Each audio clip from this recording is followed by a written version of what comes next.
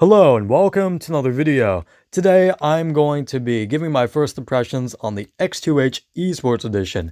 Now I am taking a big risk with this mouse because I've gotten a Pulsar mouse before that had pretty not amazing QC. The shell was built pretty well, but the problem was with the mouse button where the right mouse button was very mushy and just felt pretty bad.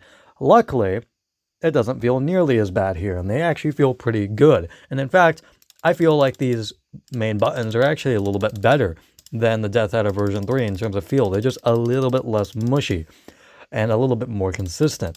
And that's surprising, again, coming from somebody who had a pretty inconsistent feeling X2V2. However, the big problem, which isn't that big of a problem, but like the only problem I notice externally with the mouse is the shell, which for some reason has these weird like spots where it like feels like it's pressing a button that's not supposed to be there. I don't know, it's hard to explain, but I mean, you can kind of hear it. It just sounds strange.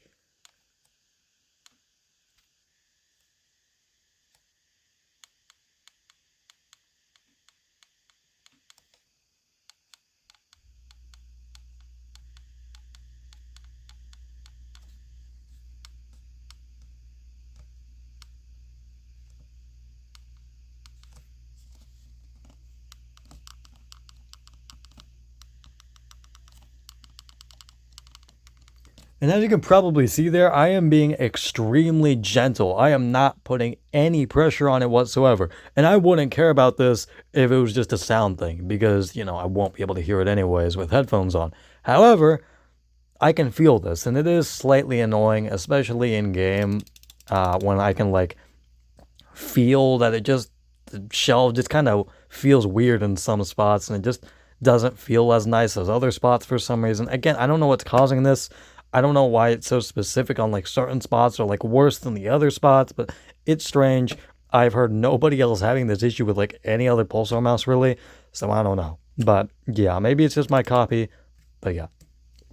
But as I was saying, the main buttons are pretty good. I wouldn't say they're as good as the G Pro X Superlight 2.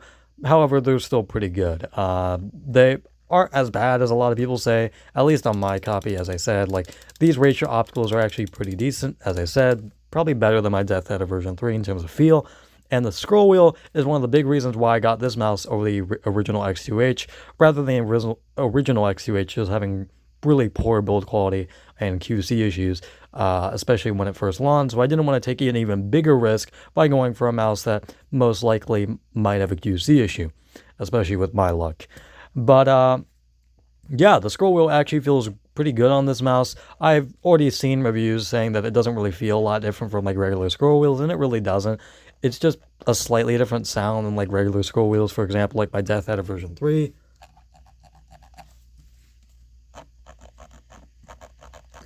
So it's just like a slight more like chunky kind of sound. I don't know. It's like kind of hard to explain.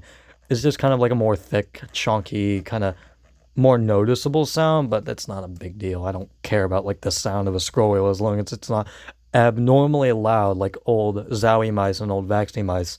Um, and then there's the side buttons, which are probably the worst part of the mouse because, again, the shelf kind of feels a little bit weird and it feels like it's kind of like flexing in and like making like weird like kind of spots where it feels like it's like flexing or pressing a button that I'm not supposed to, or just, you know, pressing in on some spot where it feels like I'm actuating something that's not actually supposed to be there. The side buttons don't feel, they feel okay, but the problem is that it feels like it's actuating twice, especially when I press it all the way down.